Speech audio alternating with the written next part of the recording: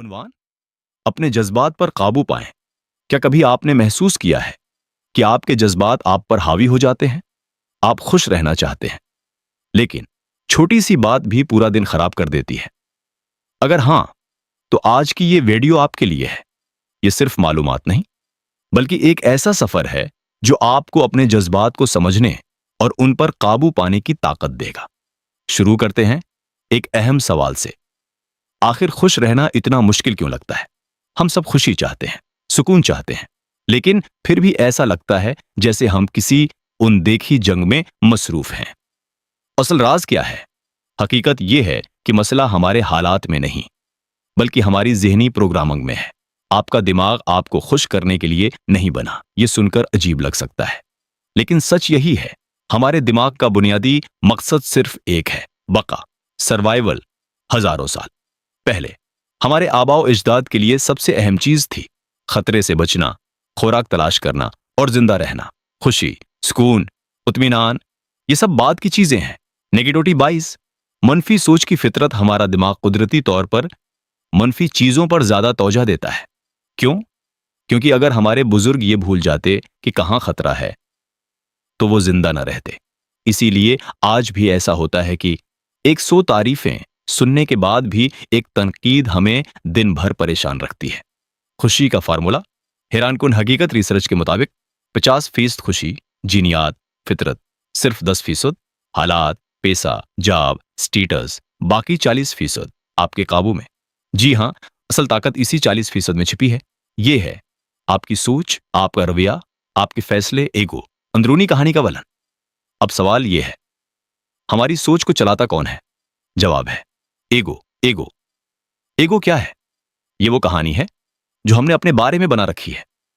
میں کون ہوں؟ مثلاً، میں کامیاب ہوں یا ناکام، میں خوبصورت ہوں یا نہیں، میں اہم ہوں یا نہیں۔ یہ سب ایک ذہنی کہانی ہے، حقیقت نہیں۔ ایگو کن چیزوں سے جڑتا ہے: ہمارا جسم، ہماری نوکری، ہماری چیزیں، ہمارے رشتے، حتیٰ کہ ہماری مشکلات بھی۔ اور مسئلہ یہاں شروع ہوتا ہے جب ان میں سے کوئی چیز بدلتی ہے تو ہمیں لگتا ہے کہ ہم خود ختم ہو رہے ہیں۔ ایگو کبھی مطمئن نہیں ہوتا، یہ ہمیشہ کہتا ہے اور چاہیے، زائد پیسہ، مزید شہرت، مزید توجہ۔ اسی لیے ہم کبھی مکمل خوش نہیں ہو پاتے۔ جذبات کیسے بنتے ہیں؟ 3 اسٹیپ فارمولا۔ ہر جذبہ ایک سسٹم کے تحت بنتا ہے: 1 تشریح، انٹرپریٹیشن۔ واقعہ خود نیوٹرل ہوتا ہے، ہم اسے معنی دیتے ہیں۔ مثلاً، کسی نے آپ کو نظر انداز کیا، آپ سوچتے ہیں اس نے میری بے عزتی کی، یا شاید وہ مصروف تھا۔ واقعہ 1، مطلب 2 شناخت، آئیڈینٹیفیکیشن۔ ہم اپنے خیالات کے ساتھ جڑ جاتے ہیں۔ ہم کہتے ہیں میں غصے میں ہوں، حالانکہ حقیقت ہے مجھے غصہ محسوس ہو رہا ہے۔ یہ فرق بہت بڑا ہے۔ 3 تکرار، ریپیٹیشن۔ ہم بار بار وہی بات سوچتے ہیں، اس نے ایسا کیوں کیا؟ یہی سوچ جذبات کو مزید مضبوط کرتی ہے۔ اچھی خبر کیا ہے؟ اگر یہ ایک فارمولا ہے تو آپ اسے بدل بھی سکتے ہیں۔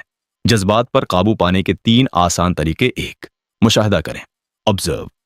فوراً رد عمل نہ دیں، بس رکھیں اور محسوس کریں۔ 2 نام دیں، لیبل۔ کہیں میں اداس ہوں، مجھے اداسی محسوس ہو رہی ہے۔ 3 چھوڑ دیں، ریلیز۔ گہری سانس لیں اور تصور کریں کہ یہ جذبہ باہر نکل رہا ہے۔ خوف یا محبت؟ آپ کی زندگی کس پر چل رہی ہے؟ ہر عمل کے پیچھے 2 طاقتیں ہوتی ہیں: خوف، لوگ کیا کہیں گے، میں ناکام نہ ہو جاؤں۔ محبت، میں یہ کرنا چاہتا ہوں، میں دنیا کو کچھ دینا چاہتا ہوں۔ جذبات دشمن نہیں، رہنما ہیں۔ آپ کے جذبات آپ کو نقصان نہیں پہنچانا چاہتے، وہ ایک کمپاس ہیں۔ وہ بتاتے ہیں کہاں آپ کو ٹھیک ہونے کی ضرورت ہے، کہاں آپ کو توجہ دینی ہے۔ آخری پیغام آپ کے جذبات بنتے ہیں، آپ کی تشریح سے، آپ کی شناخت سے، آپ کی تکرار سے۔ تو سوال یہ ہے، آپ اگلی کہانی کون سی لکھیں گے؟ اگر آپ کو یہ ویڈیو پسند آئی ہو، لائک کریں، سبسکرائب کریں اور اسے اپنے دوستوں کے ساتھ ضرور شیئر کریں، کیونکہ شاید کسی کو اس وقت اس پیغام کی سب سے زیادہ ضرورت ہو۔